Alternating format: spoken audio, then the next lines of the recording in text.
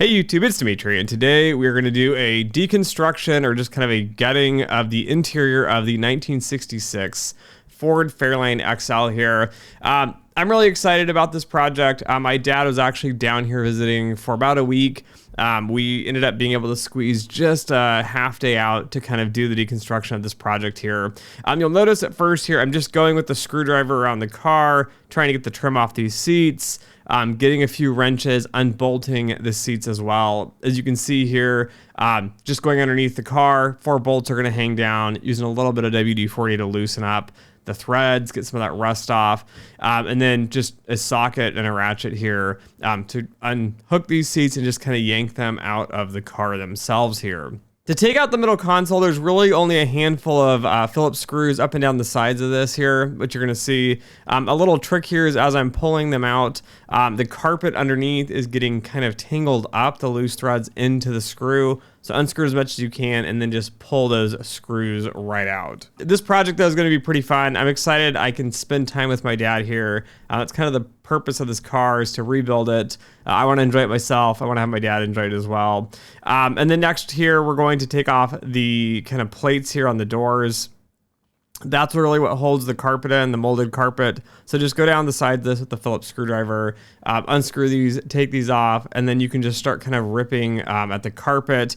You'll see a little disc I held up is just the plastic plate that goes around, I believe, the headlights, which is located on the floor.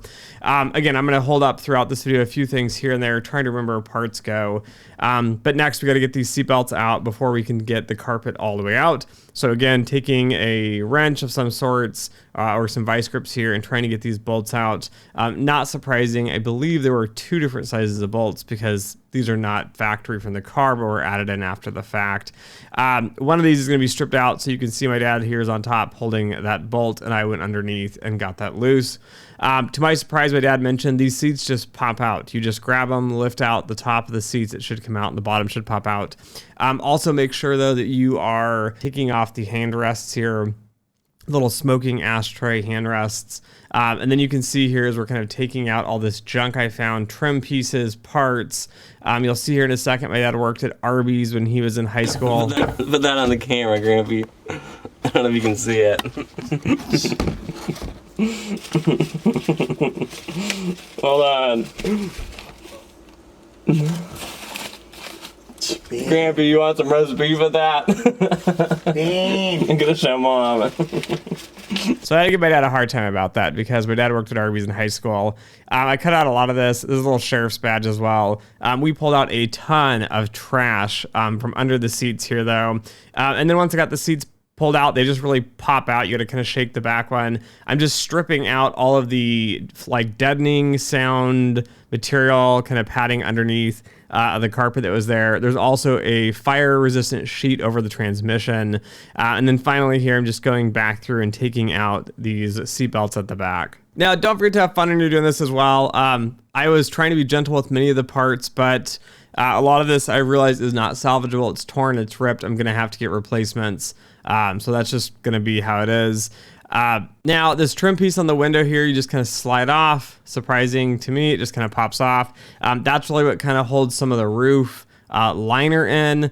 You'll see I'm just kind of popping off these back panels as well. There's a few screws that hold them in, but you kind of got to bend them and just pop them out. And then there's that top tray that comes off. And then finally here, the roof, the liner, I couldn't get it to nicely come out. It was already torn from when my sister did it. We're not going to be able to salvage this. So when I was a kid, my sister pulled a string at the back and the whole liner separated at one point. So I'm just kind of ripping this out. You'll also notice here in a second, there are metal little pieces of supports that just kind of pop in throughout the roof every, I don't know, foot or so. They're little bendable ones. It's what the liner's hooked to as well. I believe they are unique to where they are at in the roof process here. So if it's towards the back, the curvature and shape, I believe, is different than those that are going to be at the front here. And then we're just taking apart all the liners, taking off the handles. This 66, luckily, the handles don't need a special tool. You can just use a little Allen wrench, pop that off. And then I'm just taking off the trim here on the back. There's some paper underneath the panels as well. And then I'm unscrewing again the armrests, and I'm going to take off this panel here in a second, which I could not find any nice way to do it. I tried to get in there, looked for screws, couldn't really get it all the way out. Ended up having to kind of break that and just kind of, I don't know, snap it into pieces before getting that out of the car. And then my daughter stopped by real quick. So I got a picture of her. She loves being on the camera here and kind of helping out with the project as well. And that kind of wraps up the day. We've kind of gutted this car out. That is the interior. Again, not a lot of how-tos. If you have a Phillips screwdriver, a couple wrenches, maybe some vice grips, it's not too hard to get this car taken apart. So anyways, thanks for watching. Thanks for listening. And as always, until next time.